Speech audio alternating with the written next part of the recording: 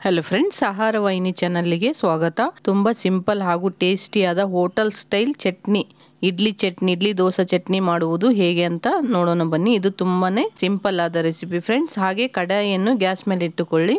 5 ರಿಂದ 6 table spoon ಶೇಂಗಾ ಬೀಜ ಗ್ರೌಂಡ್ನಟ್ ಹಾಕಿ.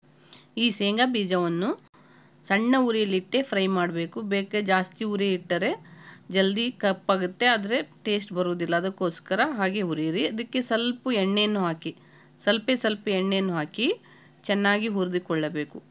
ಸ್ವಲ್ಪ ಕಂದು ಬಣ್ಣ ಬರುವ ತನಕ ಚೆನ್ನಾಗಿ ಇದನ್ನು ಫ್ರೈ ಮಾಡಿಟ್ಟುಕೊಳ್ಳಿ.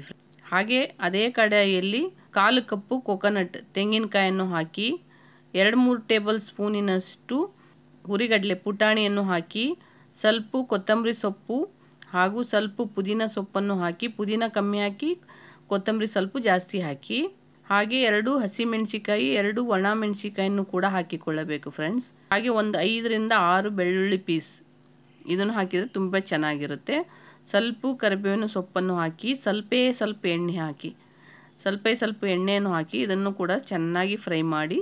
ಪುದೀನ, ಕೊತ್ತಂಬರಿ ಹಾಗೂ ಕರಿಬೇವು ಹಾಗೂ ಕೊಕೊನಟ್ ಚಿಲ್ಲಿ ಸ್ವಲ್ಪ ಫ್ರೈ ಆಗಬೇಕು. ಸ್ವಲ್ಪ ಫ್ರೈ ಆದರೆ ಚೆನ್ನಾಗಿರುತ್ತೆ. ಈ ಹಸಿ ವಾಸನೆ ಹೋಗಬೇಕು. ಕೊತ್ತಂಬರಿ ಹಾಗೂ ಪುದೀನ, ಕರಿಬೇವು ಸ್ವಲ್ಪ ಹಸಿ ವಾಸನೆ ಹೋದರೆ ತುಂಬಾ ಚೆನ್ನಾಗಿ ಬರುತ್ತೆ.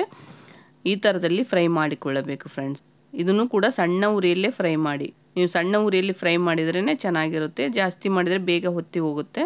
ಅದಕ್ಕೋಸ್ಕರ ಸಣ್ಣ ಉರಿಯಲ್ಲಿ 2 ನಿಮಿಷ ಕೂಡ ಆಗಲ್ಲ, 1 ನಿಮಿಷದಲ್ಲೇ ಚೆನ್ನಾಗಿ ಫ್ರೈ ಆಗುತ್ತೆ. ಚೆನ್ನಾಗಿ ಬಿಸಿ ಆಗಿದ್ದರೆ ಕಡಾಗಿ ಬೇಗನೆ ಬಿಸಿ ಆಗುತ್ತೆ ನೋಡಿ. ಇದಕ್ಕೆ ಒಂದು 1/4 ಟೇಬಲ್ ಸ್ಪೂನಿನಷ್ಟು ಜೀರಿಗೆ ಹಾಕಿದ್ರೇ ಇದು ಚಟ್ನಿ ತುಂಬ ರುಚಿಕರವಾಗಿ ಬರುತ್ತೆ. ಇದನ್ನು ಹಾಗೆ ಒಂದು ಪ್ಲೇಟಿಗೆ ಹಾಕಿಕೊಂಡು ಆರಲು ಬಿಡಿ. ಚೆನ್ನಾಗಿ ಆರಿದ ತಕ್ಷಣ ಇದನ್ನು ನಾವು ಮಿಕ್ಸಿ ಜಾರಿಗೆ ಹಾಕಿಕೊಳ್ಳಬೇಕು. ಮಿಕ್ಸಿ ಜಾರಿಗೆ ಹಾಕಿಕೊಳ್ಳುವಾಗ ಚೆನ್ನಾಗಿ ಆರಿರಬೇಕು. ಬಿಸಿ ಇದ್ದರೆ ಕ್ಯಾಪ್ ಮುಚ್ಚಿದರೆ ಮೇಲೆ ಹಾರುತ್ತೆ. ಅದಕ್ಕೋಸ್ಕರ ಬಿಸಿ ಕಮ್ಮಿ ಇದ್ದಾಗ ಹಾಕಿ. ಅದಕ್ಕೆ ಸ್ವಲ್ಪ ಹುಣಸೆಹಣ್ಣು ಹಾಕಿ, ಹಾಗೆ ನಿಮಗೆ ಬೇಕಂದರೆ ಹಾಕಿಕೊಳ್ಳಿ. ರುಚಿಗೆ ತಕ್ಕಷ್ಟು ಉಪ್ಪನ್ನು ಹಾಕಿ ಚಟ್ನಿ ನೋಡಿ ನುಣ್ಣಗೆ ಸಣ್ಣಗೆ ರುಬ್ಬಿಕೊಳ್ಳಿ ನೈಸಾಗಿ. ಇವಾಗ ನಾವು ಒಗ್ಗರಣೆ ಕೊಟ್ಟಿಟ್ಟ ಬಟ್ಟಲಿಗೆ ಚಟ್ನಿಯನ್ನು ಹಾಕಿಕೊಳ್ಳಬೇಕು ಫ್ರೆಂಡ್. ಒಗ್ಗರಣೆ ಹಾಕಿದ್ರೇ ಚಟ್ನಿ ತುಂಬ ಟೇಸ್ಟಿಯಾಗಿ ಬರುತ್ತೆ.